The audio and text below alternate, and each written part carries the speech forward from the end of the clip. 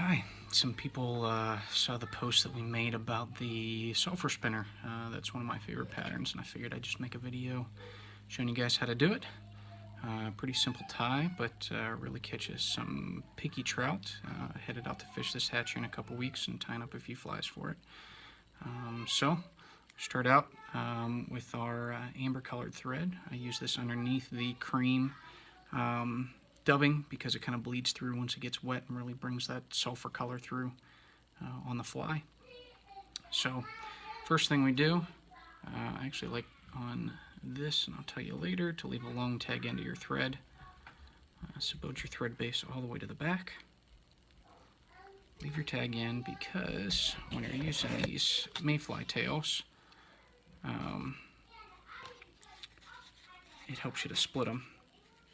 So that's probably the worst part of the whole fly. So get an even amount, 4 or 6. Let's see if I can do this on video. Got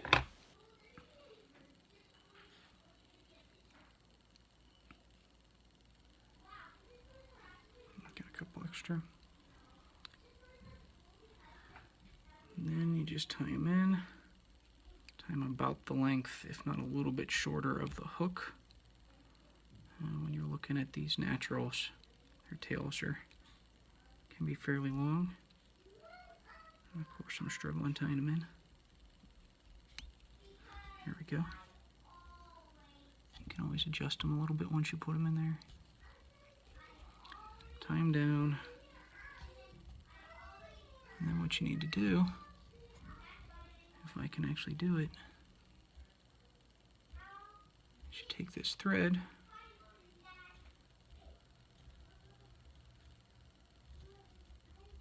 you split the tails right up the middle, just like that. I don't know if you can see that or not.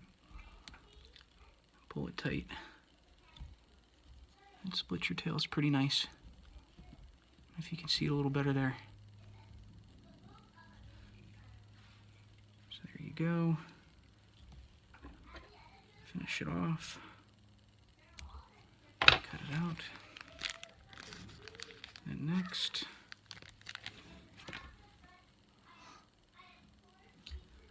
a little bit of your favorite dry fly dubbing. This is a cream colored, as you can see on the amber thread.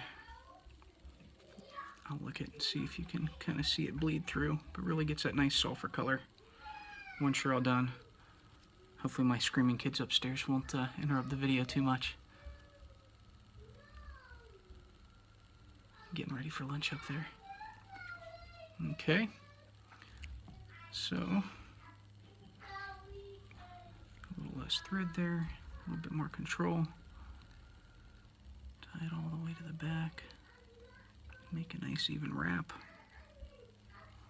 all the way through the fly, and then right about a little more than half, maybe 2/3, all the way up.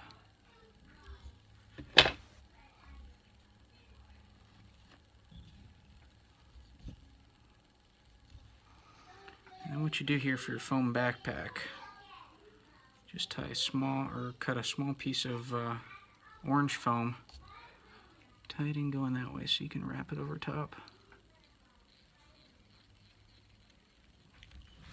And then next, just some grizzly hackle. Make sure you get a nice gauged size. I actually like it a little bit oversized for the spinners because you're making the wings. Pull off a good feather. I like to take the bottom couple barbs, take them off so you've got a good place to be able to tie them in on. Tie it all the way back up to the foam.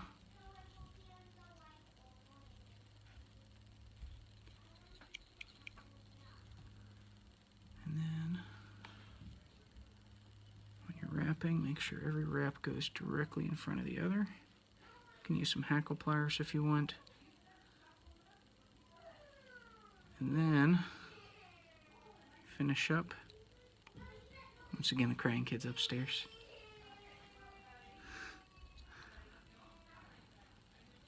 Okay, tie it in, cut it off.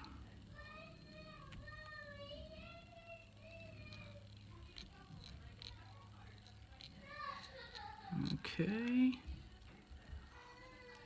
and then what you do here, advance your backpack, just pulling it over the top.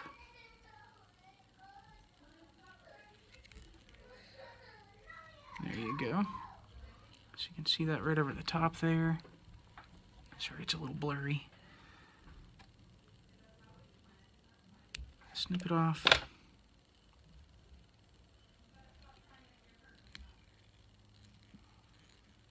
Finish up the head. And then you take your whip finisher that's always tangled up. Finish off the head with a couple wraps. Make sure it's getting tight. Cut it off. And last but not least, I'll try to point it your way. Spread that out a little bit and then just trim the bottom so it lays flat like a spinner.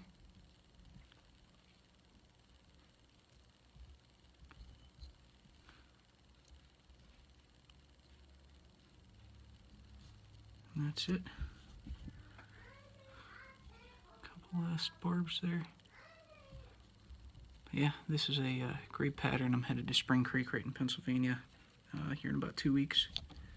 And this is a great little fly for when the spinners hit late at night. And great pattern for picky trout. Just looks a little bit more like the naturals. The foam backpack is nice. I don't know if it really makes the fly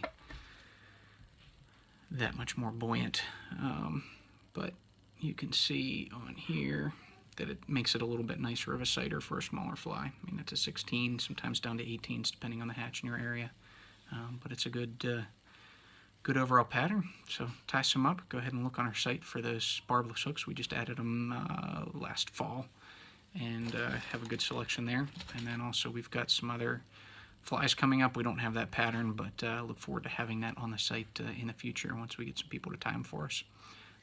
But yeah, go ahead and visit www.risenfly.com. Check out some of our hooks and tying stuff, and look forward to future videos. Thanks, guys.